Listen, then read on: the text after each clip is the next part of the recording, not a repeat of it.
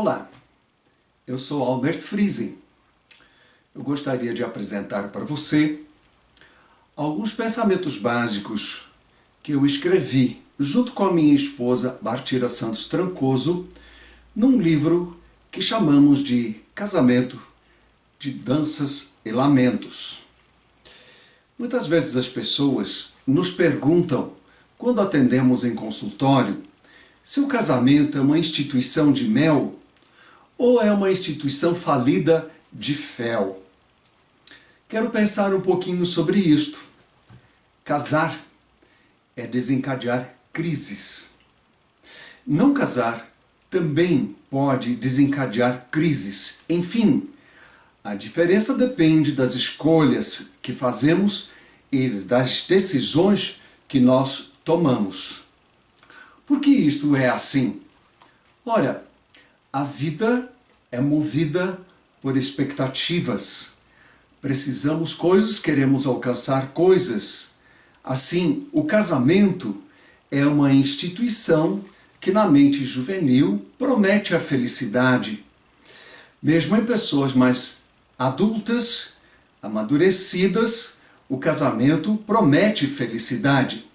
Assim sendo, cada um corre atrás do casamento, da relação perfeita, do companheiro e da companheira perfeitos, e se espera realmente a felicidade. Eu consigo lembrar com muita nitidez o que eu idealizava em minha adolescência a respeito do casamento. Na minha mente havia um ponto nitidamente diferenciando o antes do casamento e o pós do casamento. O que encontrei é o que todos encontram.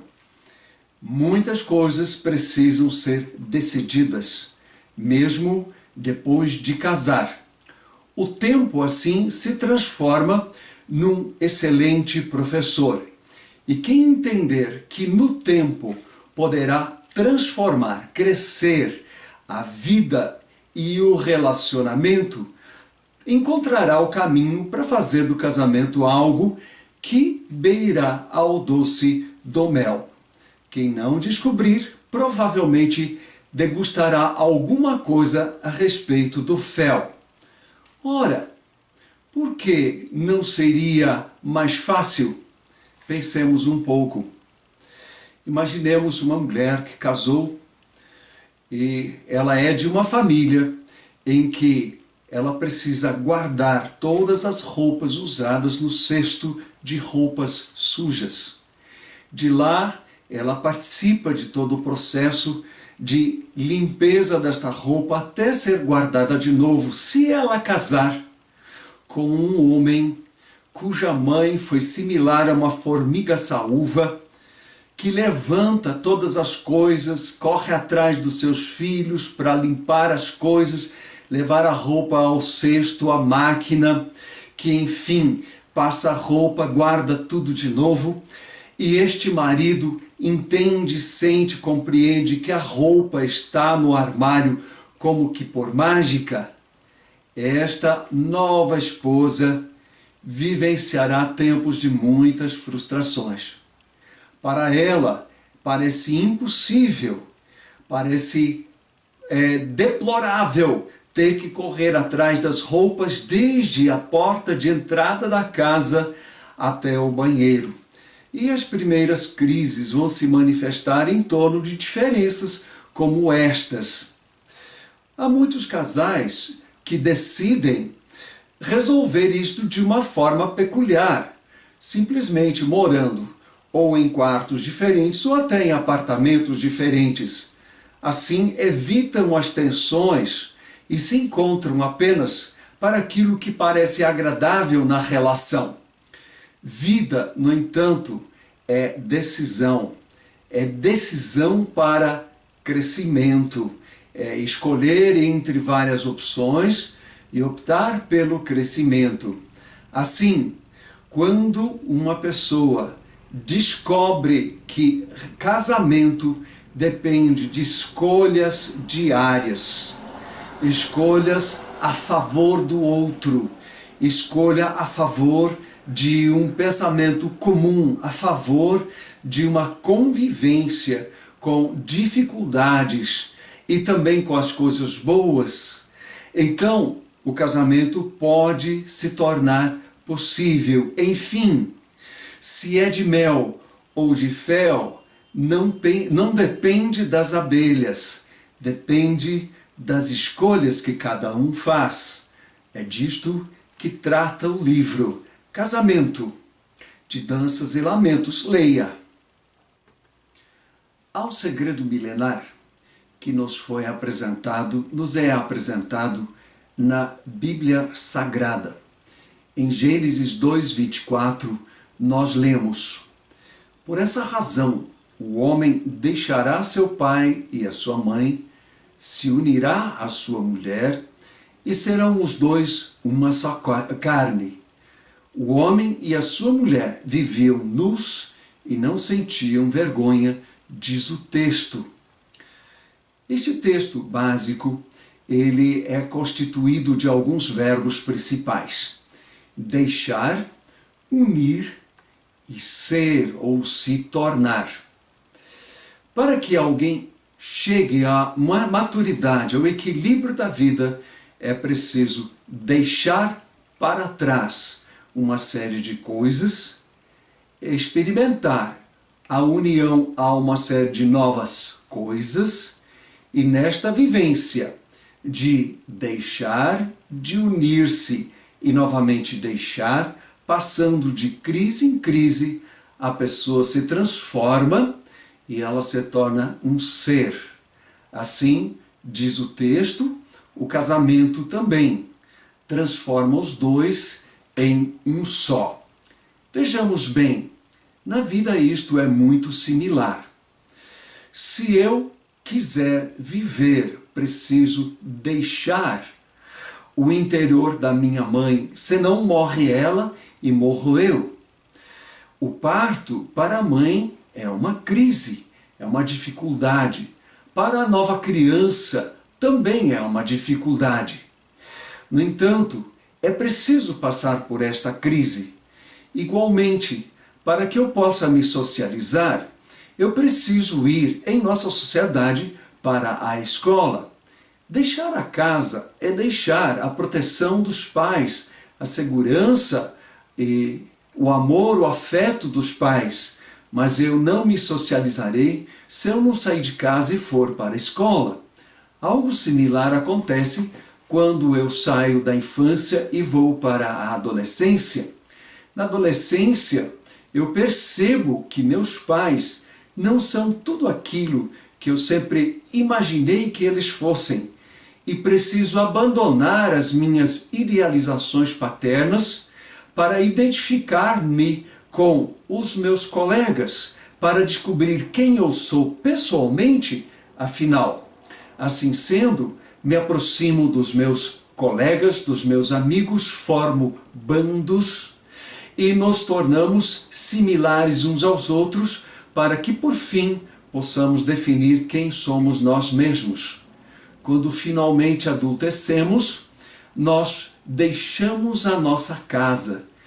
Para muitos, este é um processo crítico. Não é fácil, tanto para quem sai, quanto para quem fica. Mesmo assim, se o jovem não sair de sua casa, não se tornará hábil e apto a enfrentar a vida como um adulto. É preciso, para formar a sua própria família, que ele deixe os seus pais. E então, ele chega à meia-idade, quando finalmente ele percebe que a sua energia acaba diminuindo. E mesmo esta força vital, a energia física, quando ela deixa o corpo, transforma o ser humano. De repente, o ser humano começa a perceber que precisa de algo mais importante do que apenas a força física e começa a se concentrar nas questões existenciais da vida, o que é realmente importante. A maioria das pessoas começa a decidir que não quer mais batalhar todas as guerras, todas as batalhas. e escolhe apenas algumas para aprimorá-las e aprofundá-las. E por fim, se alguém quiser passar bem desta vida para a outra, precisa estar pronto a deixar esta vida, a preparar-se para a morte, para por fim poder usufruir daquilo que as religiões chamam de descanso. Viver é deixar e unir-se num processo constante, alterado por crises. E neste processo contínuo de deixar e unir é que o ser humano cresce. Quando alguém descobre isto e aplica isto ao seu casamento, conseguirá por fim caminhar por prolongados anos com alguém, ainda que nem sempre seja fácil. Conseguirá assim também educar os seus filhos, ainda que estes lhe tragam alguns desafios. Crescer, enfim, é o processo de deixar, unir-se, deixar de novo, ainda que em processo crítico, para tornar-se o máximo possível um ser humano completo. Conta uma história que uma mãe e a sua filha de 16 anos estavam caminhando numa praia, falando sobre a vida e um novo relacionamento amoroso da filha.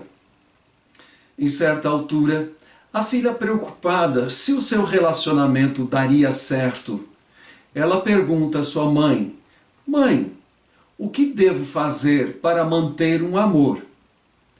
Então a mãe diz à sua filha: "Filha, pegue a areia desta praia em suas mãos." E a filha, agachando-se, enche a sua mão de areia e a mãe diz: "Agora aperte bastante esta areia e segure-a muito firme em sua mão." E a filha o faz, reclamando e dizendo: "Mãe, mas desse jeito a areia escapa por entre os dedos. Eu quase não tenho mais areia em minha mão." "É verdade", diz a mãe. "Então pegue a areia novamente." Então a moça pega a areia novamente e a mãe diz: "Deixe a areia aberta em sua mão." E o vento, a brisa do mar, sopra o pouco de areia que ainda sobrou em suas mãos. E a moça reclama: "Mãe, a areia também não fica em minhas mãos." Então a mãe, pela terceira vez, insiste e diz: "Pegue a areia novamente, filha." E a filha, agachando-se, toma a areia em sua mão e a mãe diz: "Filha, agora deixe a mão semi-aberta e preste atenção no que acontece." Então a moça percebe: a areia fica em sua mão. O vento não a tira por inteiro, nem a pressão dos dedos a faz escapar. Então a mãe diz: "Filha, é assim que se faz para manter um amor. Conceda-lhe certa proteção, mas não lhe oprima o espaço.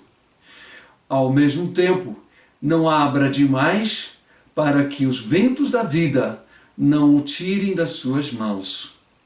Então a filha entendeu: nem pressão demais, nem liberdade demais. O cuidado amoroso é que preserva o amor. Assim é no casamento. Todo excesso faz escapar, mas o excesso de liberdade também permite escapar. Cuidemos de nossos casamentos.